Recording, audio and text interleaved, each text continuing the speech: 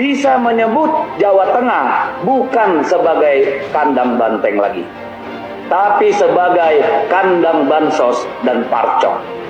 Surat terbuka untuk Banteng PDIP kepada Partai Demokrasi Indonesia Perjuangan PDIP, khususnya para pengurus dan anggota yang merasa bangga dengan simbol banteng.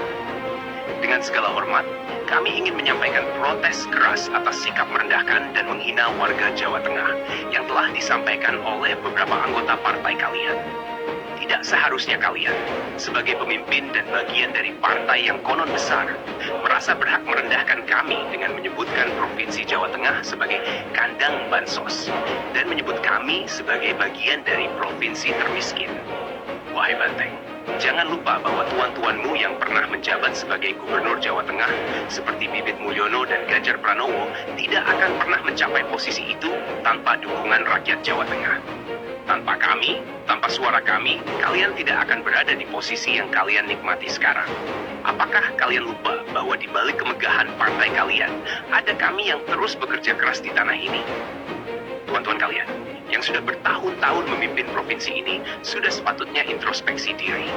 15 tahun Jawa Tengah dipimpin oleh Partai Banteng, tetapi kenyataan yang ada adalah ketidakpecusan dalam kerja nyata. Pembangunan yang seharusnya bisa meringankan beban kami malah seringkali berakhir pada janji-janji kosong. Sekarang, jika kalian kalah, alih-alih mengakui kesalahan, kalian justru malah menyalahkan rakyat Jawa Tengah yang jelas telah banyak berkorban untuk partai kalian. Apakah ini sikap seorang pemimpin sejati? Apakah ini yang disebut dengan perjuangan untuk rakyat? Kami bukan budak seperti yang kalian kira. Kami adalah rakyat yang cerdas dan memiliki hak untuk dihormati. Tidak ada tempat bagi penghinaan dalam dunia politik. Kami mengingatkan kepada kalian bahwa tanpa rakyat, kalian tidak ada artinya. Berhentilah merendahkan kami. Hormatilah kami sebagaimana kami menghormati kalian. Jika kalian benar-benar ingin menjadi pemimpin yang bijaksana, tunjukkanlah dengan tindakan, bukan dengan kata-kata hina yang tidak pantas. Dengan hormat, warga Jawa Tengah.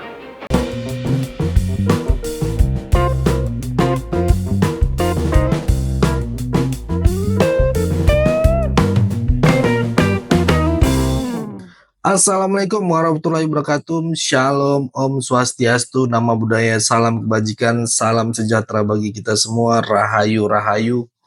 Ya, oke, kembali lagi dengan saya di sini Leonardo Sirait di channel kesayangan kita ini di OPT Bang Leo.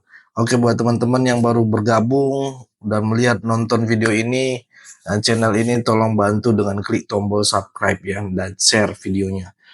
Nah, ini teman-teman kemarin banyak sekali kejadian unik ya, kejadian tak terduga lah ya, dari mundurnya utusan khusus presidennya itu Gus Miftah ya, sampai mantan Presiden Joko Widodo tak diakui lagi gitu ya, tak diakui lagi oleh partai PDIP gitu ya.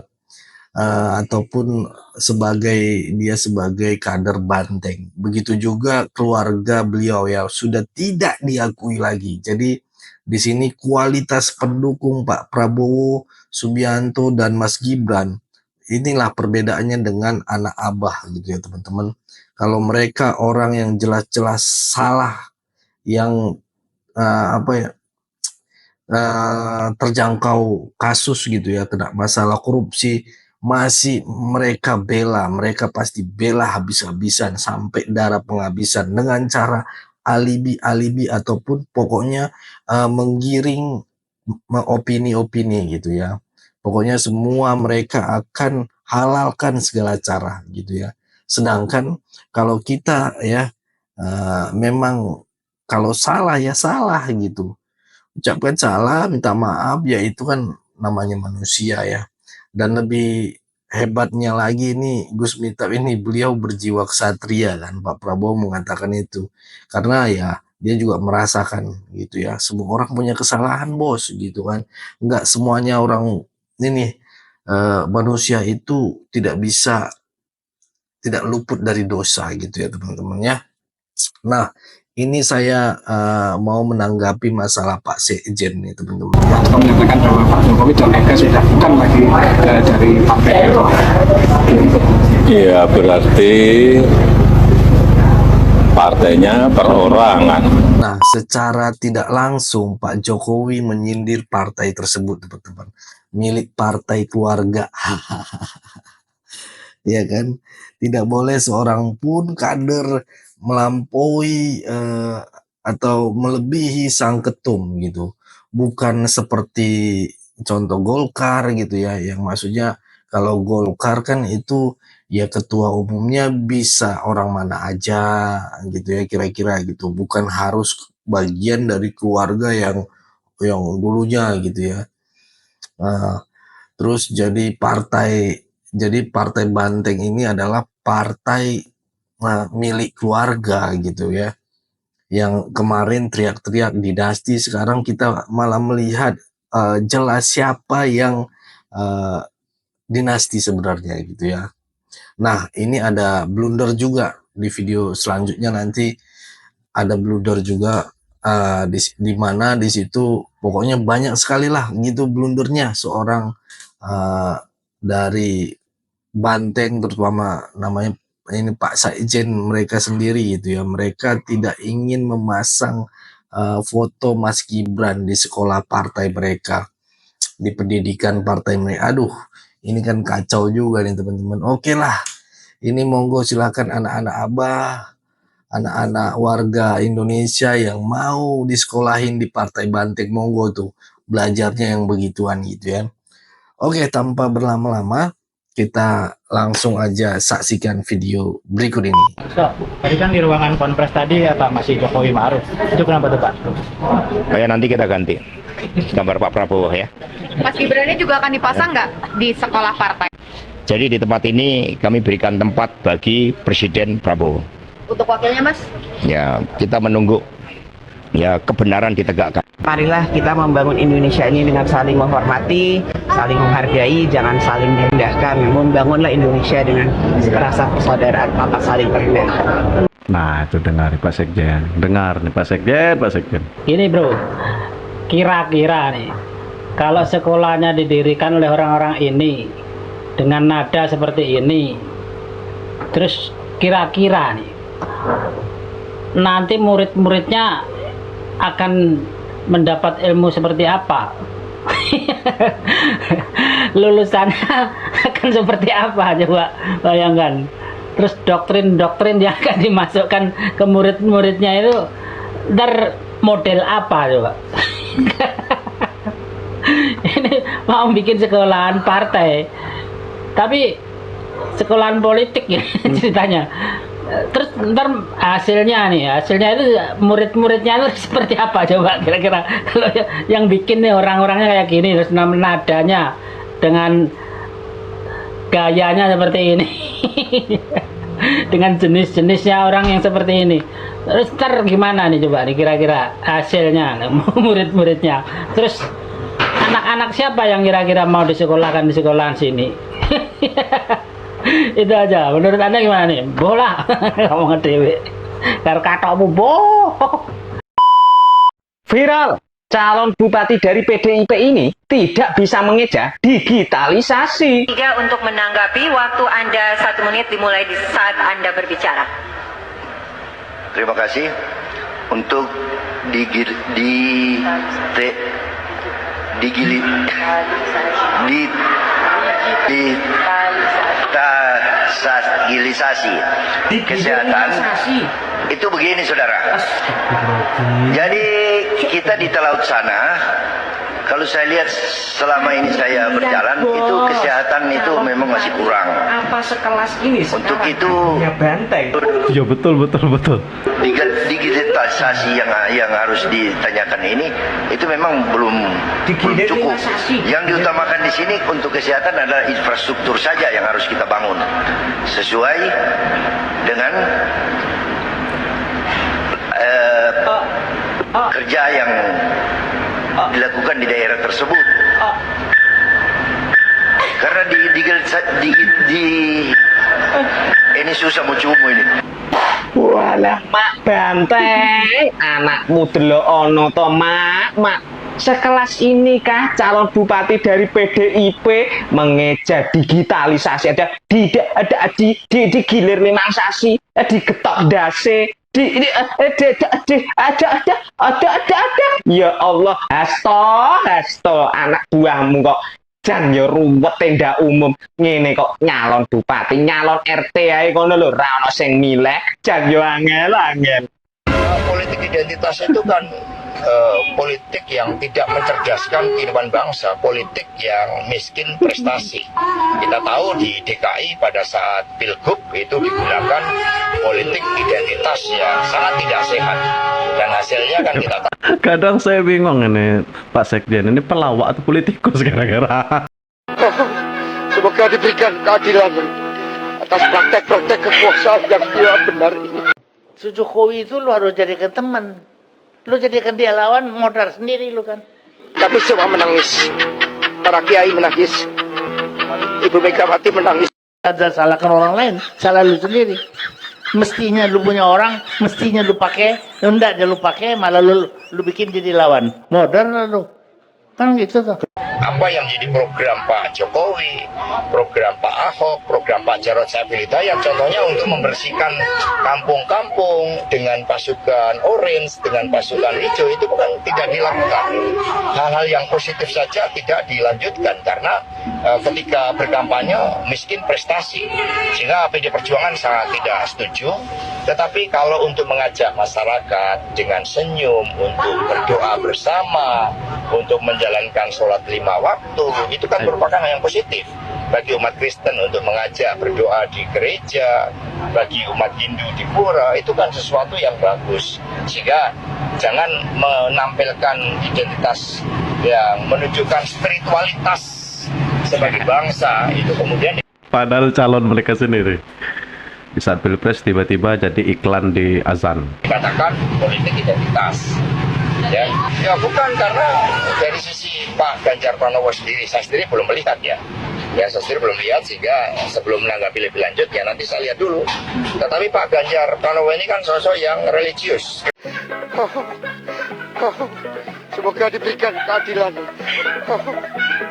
atas praktek-praktek kekuasaan yang tidak benar. Kami semua menangis. Para kiai menangis. Ibu Megawati menangis. Ini tidak dibuat-buat. Istrinya Ibu Siti Atikoh juga dari kalangan pesantren, menampilkan kehidupan spiritualitas yang mencerminkan sebagai manusia yang bertakwa kepada Tuhan, bukan sesuatu yang dibuat-buat. Ya sejak dulu, sejak zaman mahasiswa, ya Pak Ganjar Pranowo ini sosoknya seperti itu, sosok yang rajin beribadah, sosok yang baik, sosok yang... Nah, beliau itu tolong diingat, hei anak muda, karena saya makin lihat yang tua-tua ini sekarang sudah mulai berkurang. Saya yakin ibu-ibu ini belum mendengar pernyataan dari Pak Sekjen. Mantan presiden tak boleh cawe-cawe.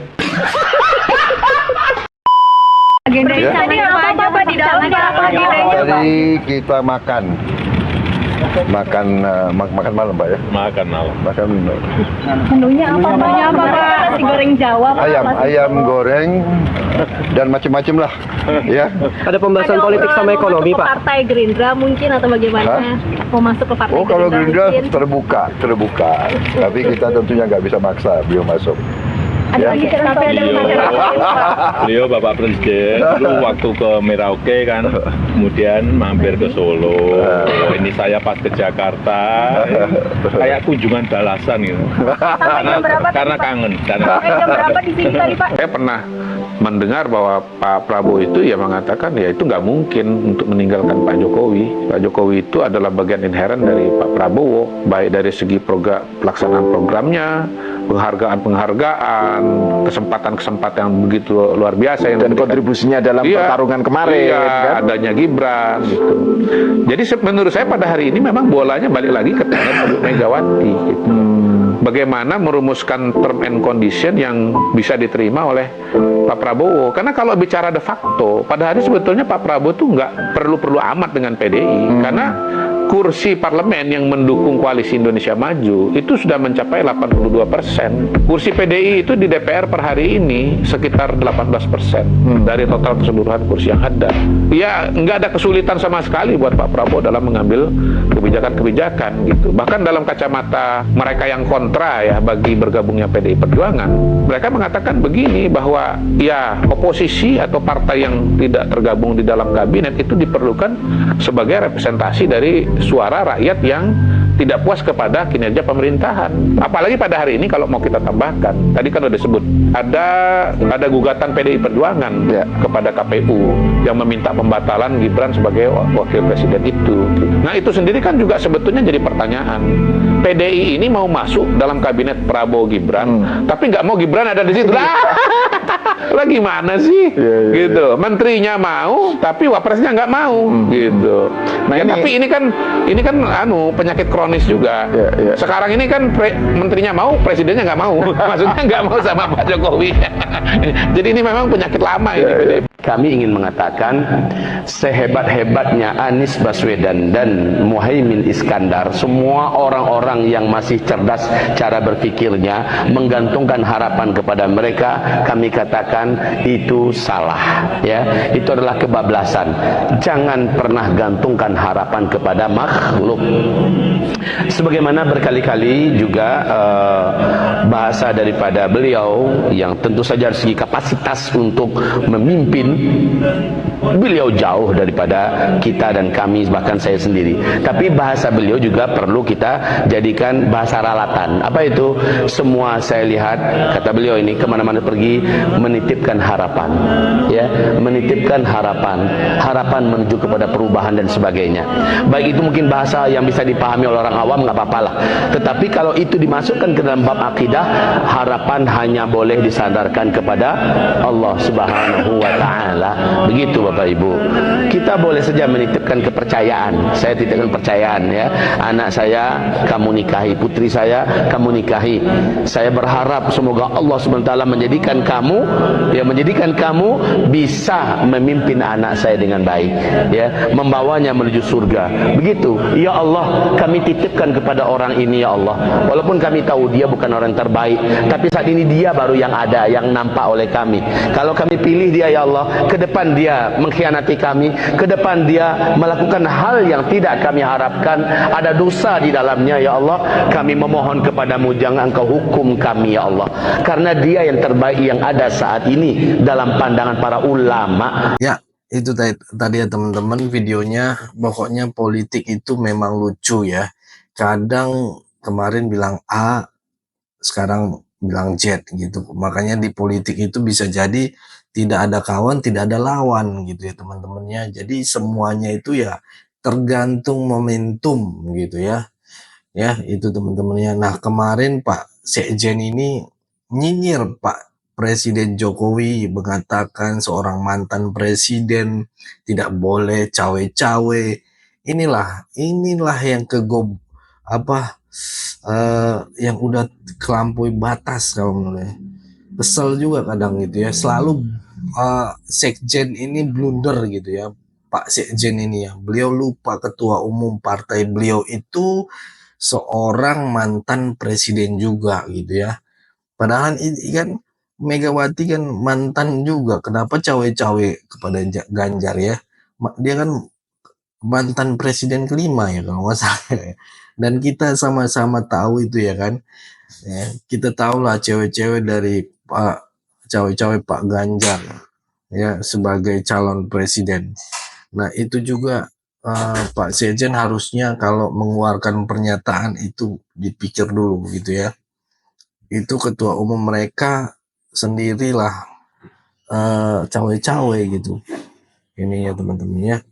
Dan jangan seolah-olah